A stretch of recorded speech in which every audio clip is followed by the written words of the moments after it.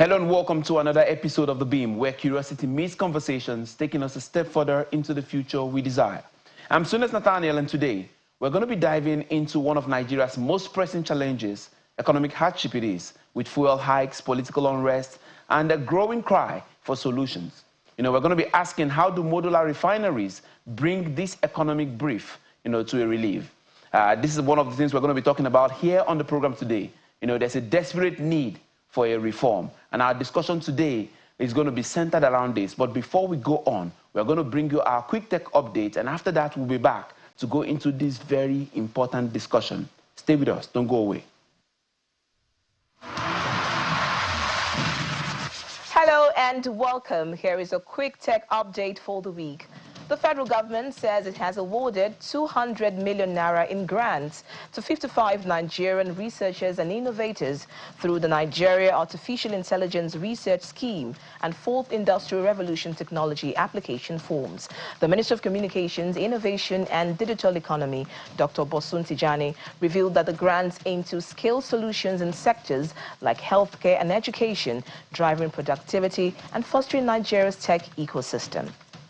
Now, meanwhile, the Nigeria Communications Commission has introduced a new quality of service regulations aimed at improving telecom services.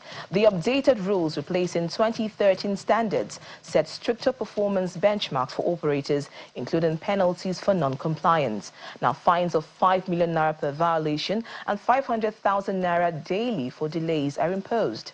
The regulations support the minister's goal of improving service by 50% this year. In the meantime, Uber is conducting an internal review following a fuel price hike to 897 naira per litre, with drivers expecting higher fares. Ride-hailing companies like Uber and Bolt face pressure to balance fare increases with affordability as drivers now turn to InDrive, a platform allowing fair negotiation.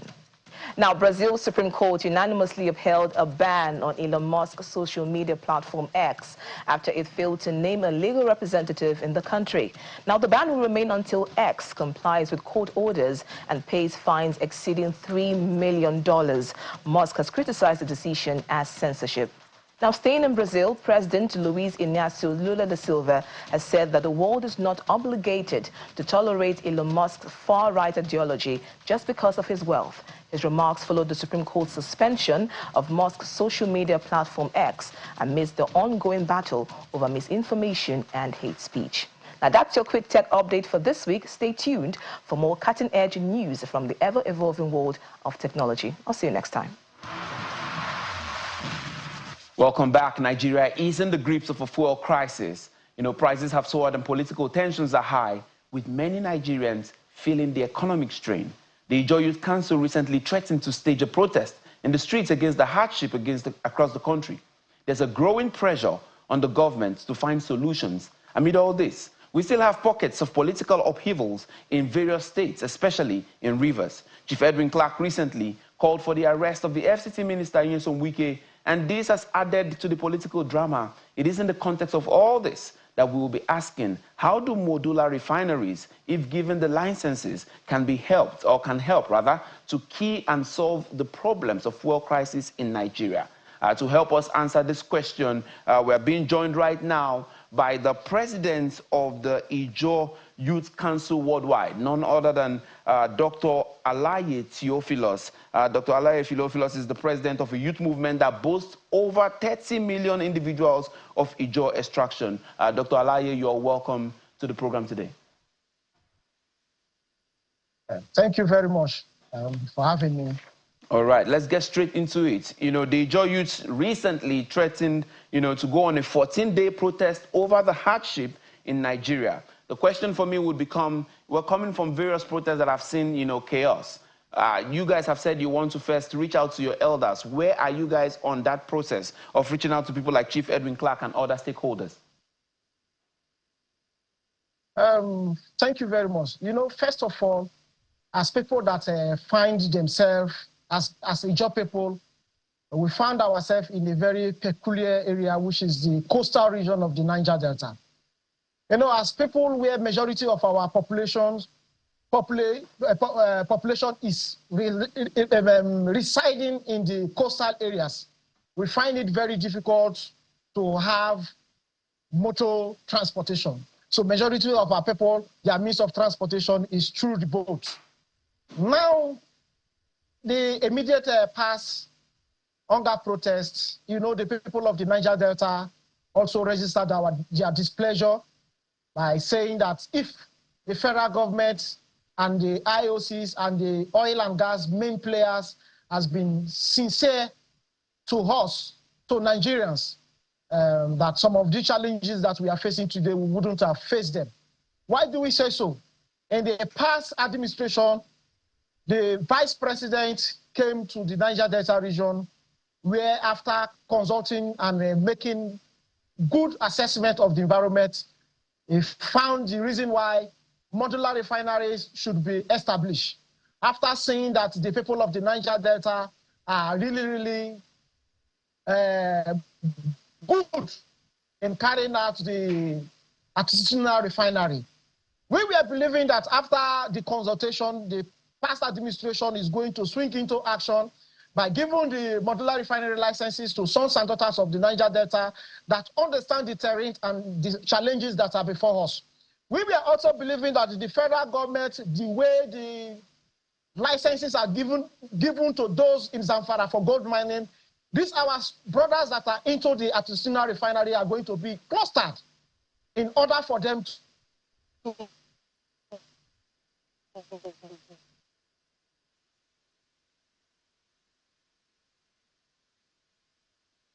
Okay, Dr. Alaye, we can hear you. Go ahead. National development. But to our greatest dismay, refineries couldn't see the light of the day. The clusters that we believe that will be given to our people at the end of the day didn't come to limelight. What we are saying now is that the protest of end bad governance has come and gone. And as a people, we haven't seen the solution that the present administration is having to eliminate the impact of the fuel subsidy removal that our people are facing, especially in the rural areas where our people are buying petrol at above 3,000 naira per liter. So, as a people that respect hierarchy, we believe that before we will carry out another protest, which I believe will be more than 14 days, but the minimum we are programming is 14 days, where we are going to register our displeasure. But as people that have high respect for elders, and in the Niger Delta, Ijaw extraction in particular, Edwin Clark has always been at the forefront, trying to see how the Niger Delta can be completely developed, how the Niger Delta can be out of marginalization in terms of infrastructure. So we have decided to carry out a comprehensive and all-inclusive consultation with our stakeholders, like our father, Ike Clark, where we are going to rally around him. And after our due consultation, we are going to declare our protest open, where we are going to block all the necessary places that we believe that we need to register our displeasure to the federal government. Because let me interject quickly. Is there a plan to also ensure that this does not develop into violence? No, the Niger Delta, our protests has always been well coordinated. We are not those group of people that people can easily hijack our protests. You know, before the election that brought in President Tinubu on board, we clamored that the presidency should be given to a certain person. But the certain presidency that we agitated for, this is not the result we are getting today is not part of the bargain. It's not part of the bargain. And as people, we must consult to see how we can see that the suffering of our people are liberated. The president and his cabinet must be deliberate in putting our people out of this poverty and hunger that is roving around our communities and homes. All right, President, let me quickly ask you. That is why we are carrying out. Let me quickly ask you, because I want you to hit on a lot of things because of our time. Now, you guys have been in support of Dangote and all the modular refineries and all that. The question is it just because it's for that region? Is it just because it's something from that region? That's why we want them to have the licenses? Or is it that we are saying that if they have these modular refineries, that it helps to alleviate the hunger, the hardship, you know, that's in the country today? Well, that is a very straightforward question. You know, the answer to that question is very simple. If you go to America, Texas is the state of oil and gas. Why is it so? Because that is the city where all oil and gas related activities are being done. If you talk about investment, any refinery that is being established in the Niger Delta will have easy access to crude, because the crude in question that will be used for the refining process is domiciled here in the Niger Delta. And one of the challenges the oil and gas sector has been having is their inability to absorb the sons and daughters of the Niger Delta where they are carrying out their exercise. So bringing the modular refineries and other refineries to the Niger Delta will give the people sense of belonging, because sons and daughters of the Niger Delta is going to be employed. And by so doing, we are going to have products that will serve the entire nation. Not just about the Niger Delta people, but the entire nation. This fuel scarcity, the high cost of petrol price, as we speak like this, in our urban areas, they are buying petrol for 1,400, 1,200 per liter. But if you go to the rural area, as we speak like this, it's going above 3,000 naira per liter.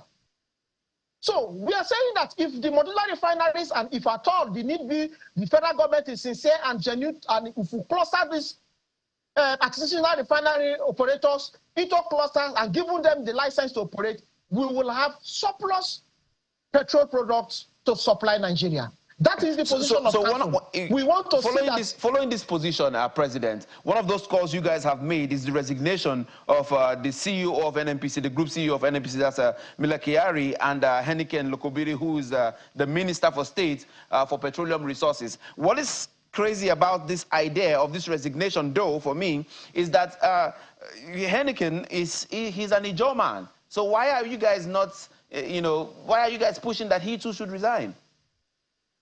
IYC as a youth organization is a pressure group. IYC is not a limited company that is registered to protect the interests of one particular individual. If the interest of the generality of the ethnic nationality is being affected, then we cannot, in the name of protecting one man, then sacrifice the larger population. Right. What we are saying is, if the minister is incompetent, which he has shown to the general public, the IYC cannot be in position to say that he should remain. He has shown gross incompetence. This is the same group of people that have advised Mr. President. Anything that is happening between the oil and gas sector, the Melekari and the petroleum minister oil are the people that are giving Mr. President the needed and the necessary advice and the report card. These are the same group of people that told Nigerians and the world that before the end of their first quarter in office, before the first 3 months, that the Port Harcourt refinery will be up and running. These are the same group of people that have refused to give Dangote refinery the needed crude oil to refine in order for Nigeria to reduce their level of suffering. So you cannot, we don't celebrate incompetence in IYC. That is the position of council. Not because you are our own and you are not doing well, we will come out and tell you that. No, that is not how IYC operates. We are telling Mr. President that Melekari has failed. His selective approach to things has really caused Nigerians more hardship, particularly our people here in the Niger Delta. The Ijaw extraction, my constituents that are in the rural areas, I can't sleep. Every day, people are calling hunger, their inability to access health facility, drugs. People are now crying for even hunger. People that are sick wouldn't even approach the hospital because they haven't even eaten. That is the position of things. So we want Mr. President to succeed. If Mr. President must succeed, then those that have failed him must be fired. All right. I think we should hold it there. Melekari has failed, Mr. President. Dr. Alaye, the petroleum minister has failed. To this case. And that is the position of council. Dr. Alaye, we're going to come back to this case. Let's take a break for now. All right, we're going to be taking a short break. We can tell it's a very heated argument, and it gets more engaging because right now, after we come back, we'll be going straight to River State where the politics continues to heat up. Don't go away. Stay with us. Welcome back to The Beam. If you're just joining us, I'm here with Dr. Alaye Theophilus, and we're still discussing, fuel hikes, and now we're going just a little away from fuel hikes, back to River State, which is back into the news with some of the things that are going on in the political sphere. Dr. Alaye, let me begin this section with a very important question. There has been that call by Chief Edwin Clark for the arrest of the minister, Wike, and there have been back and forth as regards that recent call. Where is the position, knowing that you are apolitical? The Ijaw Youth Council is supposed to be apolitical. Where are the youths? Where do they stand in this controversy right now that seems not to have an end so far? Thank you very much. As a council that represents over 30 million youths, we are interested in good governance. And that is why you see that despite the fact that we are apolitical, on issues of stability, on issues of development is at stake, there is no way we wouldn't put in our voice. Edwin Clark is one particular individual that over time has been consistent about the stability and the well-being of the Niger Delta people, not just the Ijaw extraction. Be that as it may, when Pa Clark made the call to the IG of police that the FCT minister should be arrested as a result of his utterances that is going to ignite, put fire in other PDP-led states as a result of those PDP governors trying to throw their support behind the River State governor. It's not out of place. Had it been the opportunity was given to the IYC, that is the same position the IYC would have also taken. Why do we say so? Today, Nigerians, the people of the Niger Delta, the Ijaw extractions are faced with high level of hunger and poverty. And somebody with his right frame of mind at this point in time where people ought to be bringing ideas on how people can be taken out of poverty is coming to media, public space, to make statements, inflammatory statements that he will put states that are being held by other PDP governors on fire. It's completely laughable and condemnable. Why do we say so? He's a cabinet member of the Tinubu-led administration coming to space to make statements that have the ability and the capacity of causing public unrest. Just kind of person ought not to be left alone. By now, we are expecting that the IG of police or the DSS or other security agencies would have invited him for questioning. But the Nigerian political space, those that within the corridor of power are mostly above the law. And you can see him after making such kind of utterances, went scot-free. Nobody has invited him to ask him why those statements were made. And there was one man that, if not for the fact that Nigeria is more or less operated like a banana republic, one young man called Shidi Lloyd that almost killed somebody in Denny River State House of Assembly. Coming to tell Pa Clark we need to stick to the facts, Doctor. Let's stick to the facts. So go ahead on Shidi Lloyd. Go ahead. Yes, no. That is it. Because these things come concurrently. Why am I calling Shidi Lloyd? Shidi Lloyd in the development and survival and moving for the independence and the development of the Niger Delta have not done even 1/3 of what Pa Clark has done.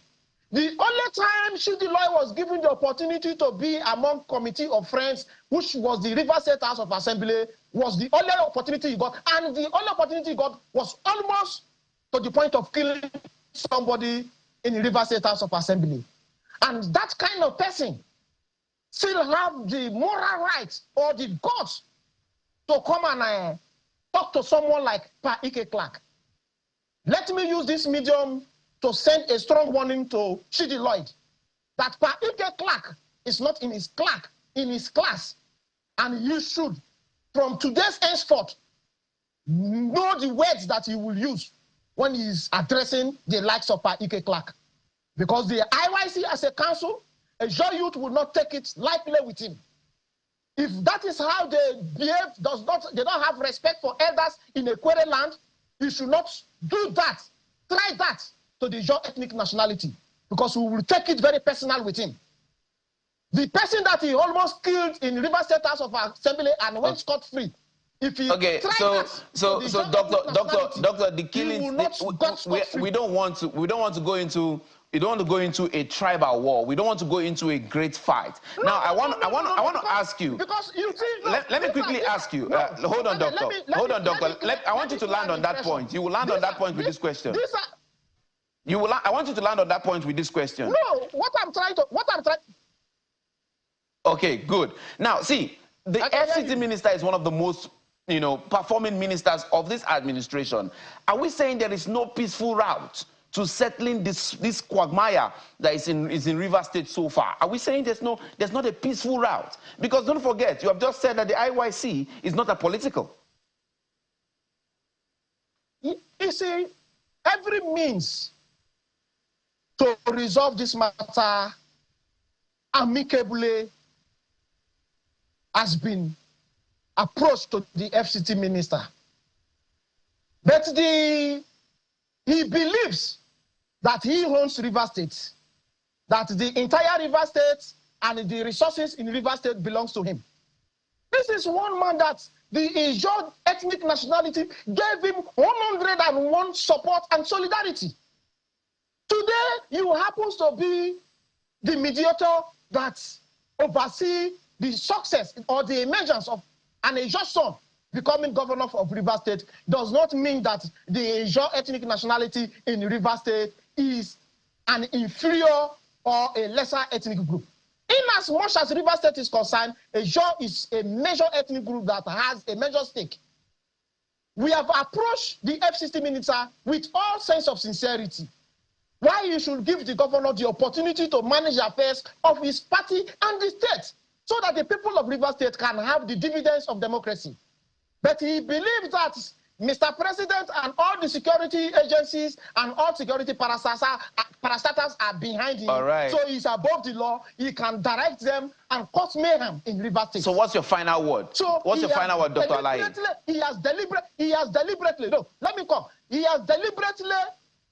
denied solving the crisis in River State. He believes that if free hand is given to this governor, Governor Simfobra, that the governor might surpass his developmental track record in River State. I want your final word. We're out of time. I want your final word on this case. What I want to let you understand is that, the Ijaw people in 2023 consulted and decided to support a Southern presidency. Today, we have a Southern president. In as much as we are aware, the Ijaw is over 60% of the total population of the Niger Delta.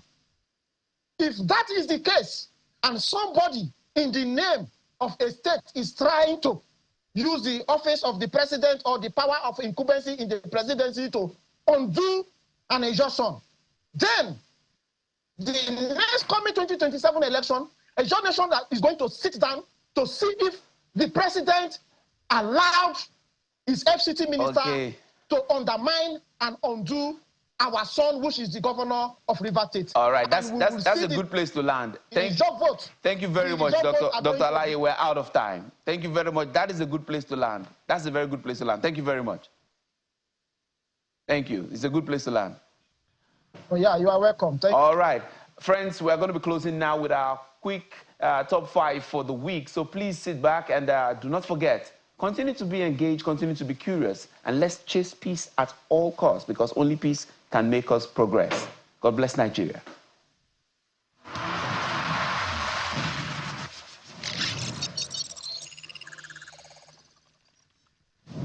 Our fifth most viewed video of the week is a full clip of a Briton and his wife who were accused of criminal conspiracy to topple President Bola Tinubu. Are you able to let the authorities know that you are willing to help them in their investigation since you do not have anything on you that is incriminating?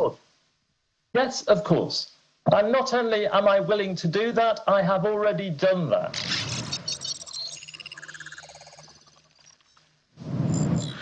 In fourth place, we see a discussion around Dangote petrol production and the Nigerian petroleum sector. It's a market-driven industry, and if the prices are competitive, I don't see any reason why marketers would refuse to lift from Dangote refinery. Still on the fuel situation, our third video on the countdown is a reaction from Professor Patutomi regarding the fuel price hike. These are the kinds of things we need to collectively share them, beginning from the top. First must be the top. Shed all that load. No more motorcades. No more this. No more. The people can take you seriously. And we know that the country is collectively trying to solve a problem, mistakes that we made.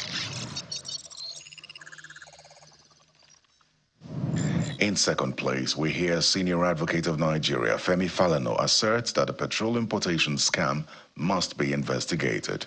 The progressive extraction of the civil society must be prepared to join the issues in the government.